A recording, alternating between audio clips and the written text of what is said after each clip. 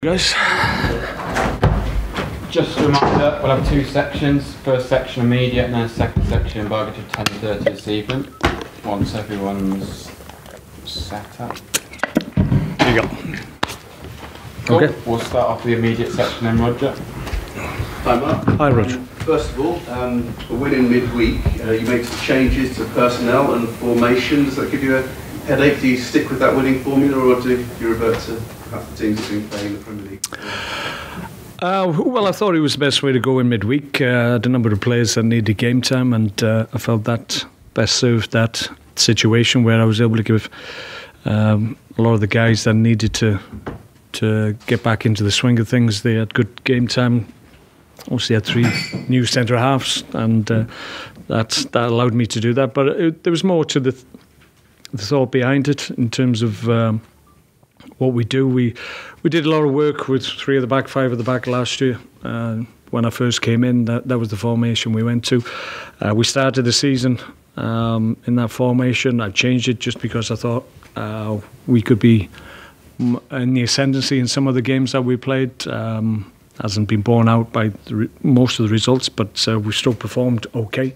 But I think it's important to have more than one string to your bow, and I think that's what we've got. We can revert back to 4-4-2 or any other formation because we've done that work on the training ground. We've done the repetitions. It's not as if we're turning up to games and saying, right, we're going to play three at the back today, or three in midfield, or two in midfield with wide men.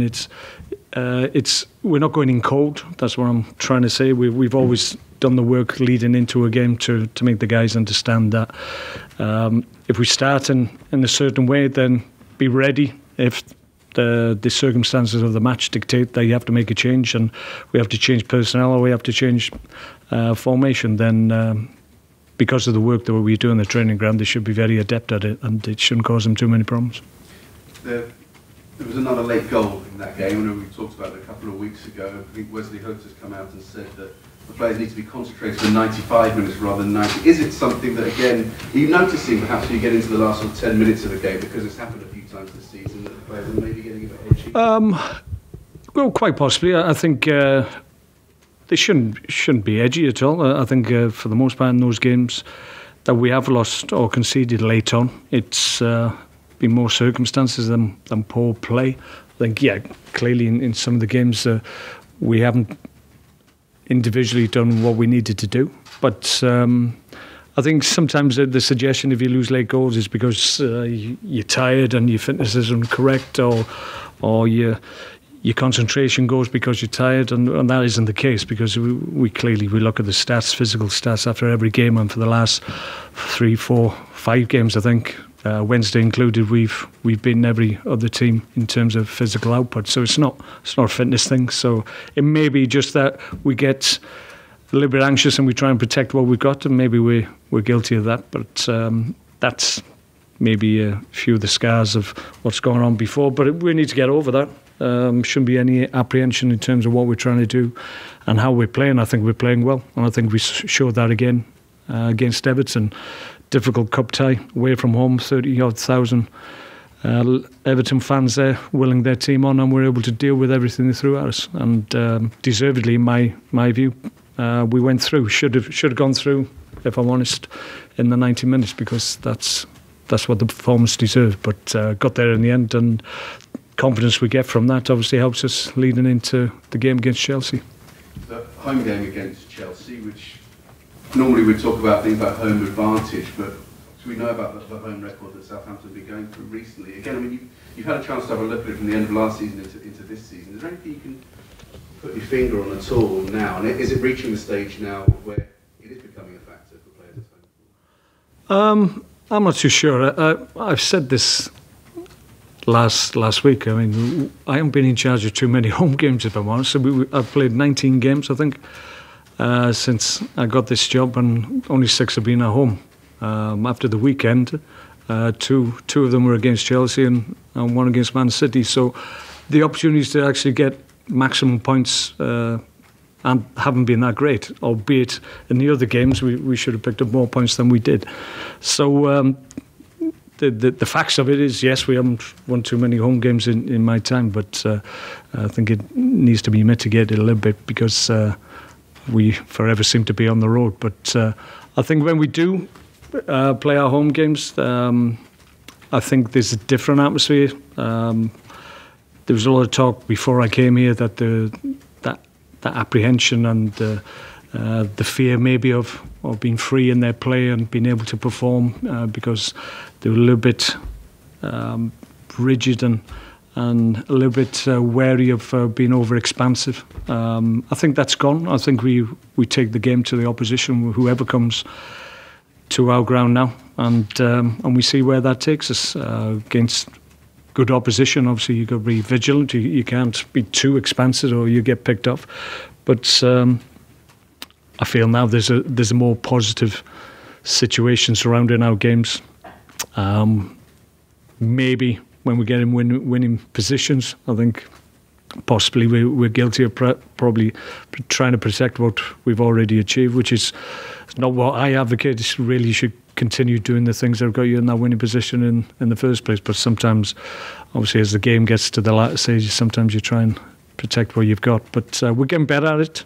We need to improve our home form, clearly, because that's going to be a big factor in determining what kind of season we have. So it's something we talk about, something that we feel keen and more than capable of addressing. Just a couple of questions on Chelsea. First of all, I think at the start of the season, a lot of people picking their title winners were going for either Manchester City or Liverpool. We've seen the way Chelsea has started. Are they perhaps more genuine contenders than people had them down for at the start of the season?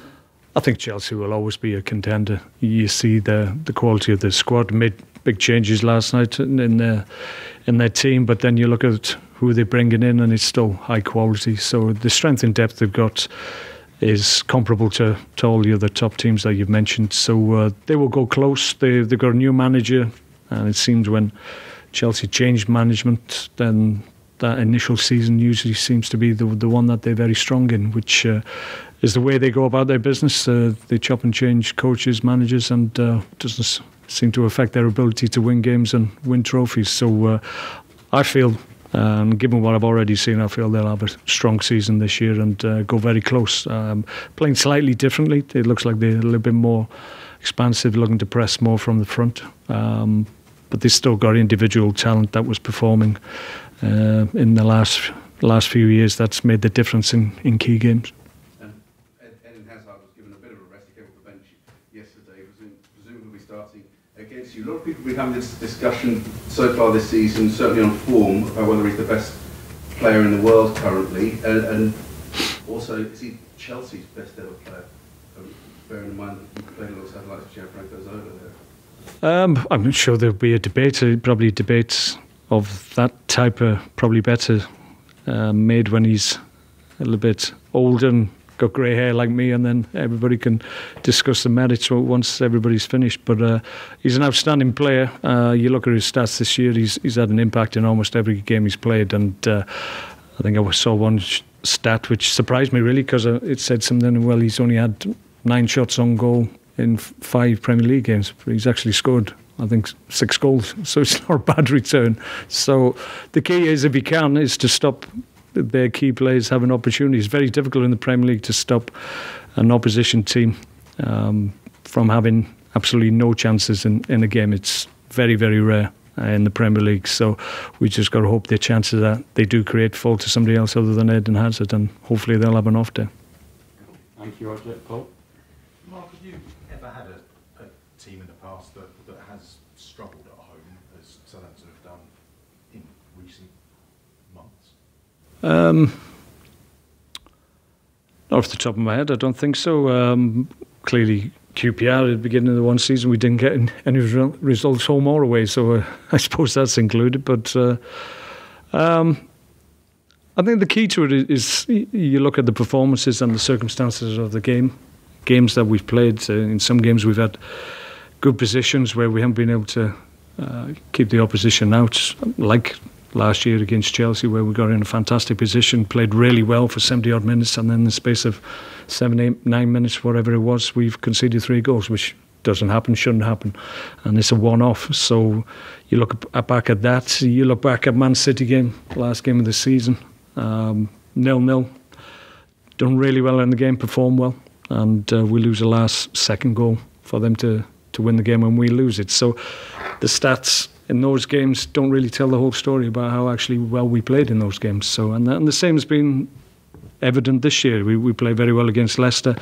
We lose a man to a sending off, and they score a late winner when really I didn't feel they deserved it. And actually speaking to their staff after, they felt they were quite lucky on the day as well. So that's been how our games have panned out, really. But I think the key is that we still got to keep on performing well, as long as we keep that confidence in what we're trying to do. And we feel very confident that it's going to turn around once we get good results and the results start to build, and we get a body of work at home that allows us the confidence of having no apprehension whatsoever when we play home games, and we'll be fine.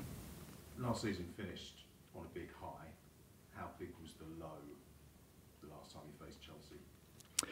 Well, I just mentioned outside, I think looking back on it, because it was huge disappointment at the time, because it was a significant game, we got ourselves in a winning position. We were in a predicament at the bottom of the table, and we needed every point that we could get, and there was a feeling that maybe it would be a mortal blow, but actually it galvanised us. And I think from that point onwards we felt, well, actually we've just gone up against a very good Chelsea team, should have beaten them. We weren't able to, but the confidence that we took from actually performing as well as we did against them, I think helped us in the games that we had to face from then to the end of the season. And no doubt whatsoever in my mind that even though we might have won the game, but I still think we would have got the same kind of reaction from that game in terms of positivity, because we needed to convince ourselves that we were a good team, and I think we did on that day.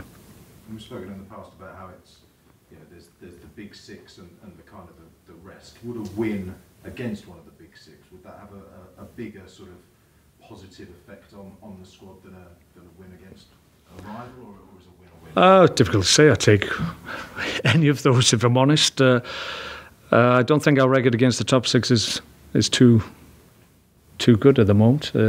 So ideally, if we can address that this season, then that's going to be a positive for us, because we feel confident that we're going to win a good number of games at home. Clearly, we need to improve our home form, because that's going to dictate the season we want. And obviously, if you have a game against the top six team, which these days maybe people don't expect us to win, then if we can do that, yes, you're right, we add to the confidence that we're already trying to build.